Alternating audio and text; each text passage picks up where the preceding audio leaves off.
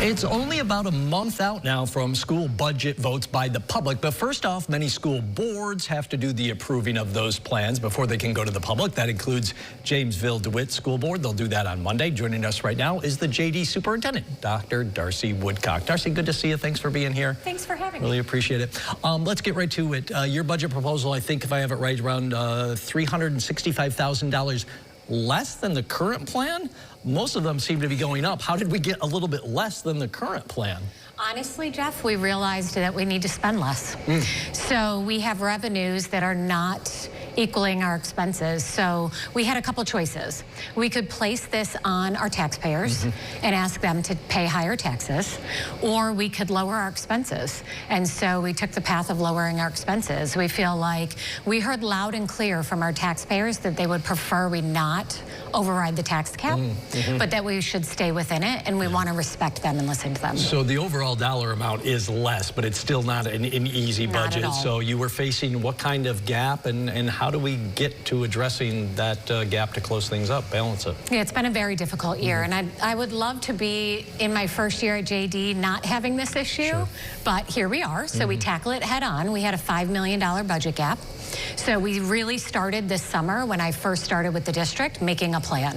We started with the community and our staff members in October and making sure that we were transparent and they were involved in the process and they were able to give us feedback as well.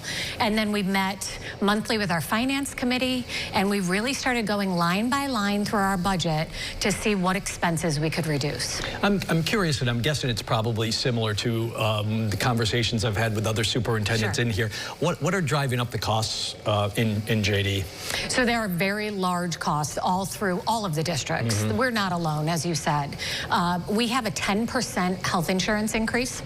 We have 18% utilities increase. Wow. And we have a 13% commercial insurance increase. So the 1% increase we're getting from the state for foundation aid is just not doing the job. Yeah. You will need to make some reductions. Now, I'm curious, what are we hoping to accomplish through attrition, and how many potential layoffs would we be looking at? Yeah, this is the hard part.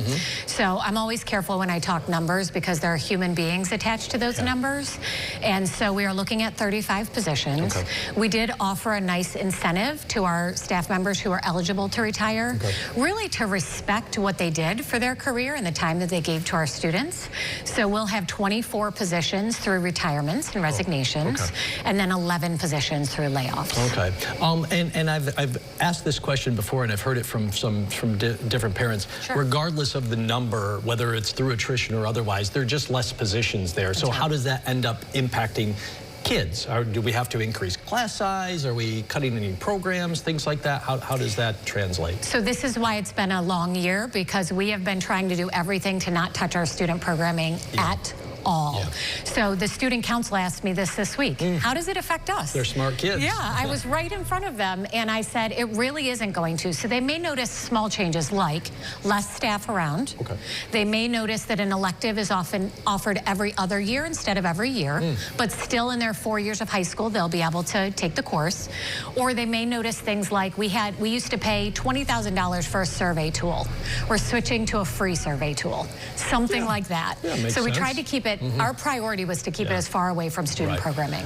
You mentioned it towards the beginning about not going overriding the cap, but for some people, the one thing to look at is that tax rate. That's right. Yeah, what are we talking? What's it look like for JD? Sure, and we're both taxpayers. Yeah, absolutely. So I watch this as well. So we are at a 2.63 tax cap this year, and we'll stay right at that level. You mentioned it, and I think this is a conversation maybe for another time too, and we got about a minute left here. The foundation aid, it's not going up very much. And a lot of superintendents say the formula is so outdated it needs to change. It does. Yeah. It simply does. And once again, we do not have an on-time state budget. Right. All respect, it's a very difficult process, but we're on our third extension.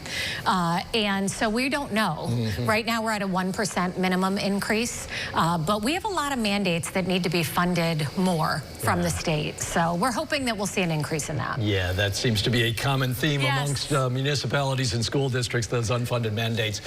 Darcy, it was so great to have you in here. We'd love to continue a conversation, whether on this or another topic with you another time. We'll keep you in the superintendent rotation. All right. Thanks, Jeff. Thanks so much. Download the WSYR Plus app on your TV to stream News Channel 9 for free. Just go to your smart TV, search WSYR Plus in the App Store, and download to start streaming today.